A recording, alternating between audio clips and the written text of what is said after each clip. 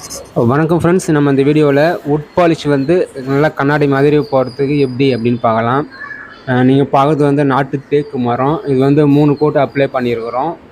இந்த மாதிரி பண்ணுறதுக்கான ஒரு டிப்ஸ் தான் நம்ம இந்த வீடியோவில் பார்க்க போகிறோம். நிறைய பேருக்கு வந்து வுட் பாலிஷ் போட்டால் கண்ணாடி மாதிரி இருக்கணும், அப்படியே முகம் தெரியணும் அப்படின்னு சொல்லுவாங்க. நம்ம வந்து அது மாதிரி கண்டிப்பாக நம்மளாலையும் பண்ண முடியும். அது நம்ம பண்ண வேண்டியதெல்லாம் ஒன்று தான். நம்ம வந்து தேய்க்கிறது மட்டும் தான் ஒர்க்கு. அதுக்காண்டி நம்ம பர்ஃபெக்டாக தேய்ச்சிட்டோம் அப்படின்னா நல்லா கண்ணாடி மாதிரியான ஒரு ஃபினிஷிங் வரும்.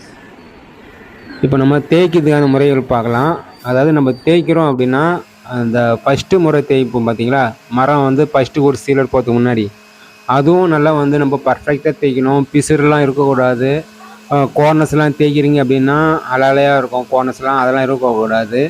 அது மட்டன் தேய்க்கிறீங்க அப்படின்னா அதையும் ஃபஸ்ட்லேயே ஓரளவுக்காவது நம்ம வந்து நல்லா தேய்ச்சிட்டோம் அப்படின்னா அப்புறம் நம்ம பாலிஷ் போடுறப்போ நல்ல ஒரு ஃபினிஷிங் இருக்கும்.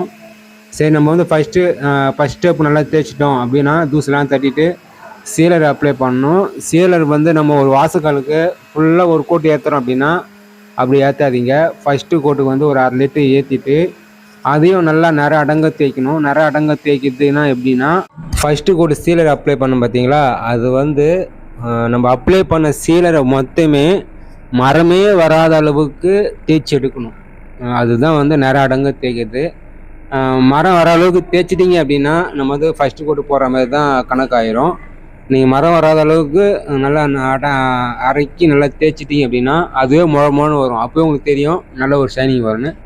அதுக்கு மேலே நம்ம அடிக்கிற அந்த சீலர்லாம் வந்து மேலே ஷைனிங் இருக்கும். இப்போ சைன் கோட்டு சீலர் அப்ளை பண்ணிவிட்டு அந்த சைன் கோட்டு சீலர் வந்து நேரானதாக தேய்க்கக்கூடாது, ஸ்மூத்தாக தேய்க்கணும்.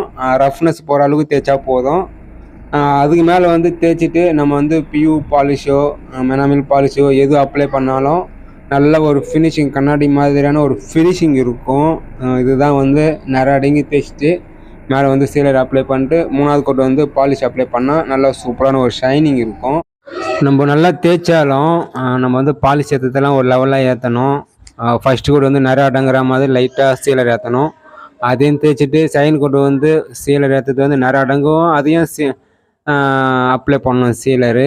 அது ரொம்ப முக்கியமான ஒன்று. செகண்ட் கோட் தான் ரொம்ப முக்கியமானது ஒன்று சீலர் ஏற்றத்தில். அப்புறமா தேர்ட் கோட்டு பாலிஷ்.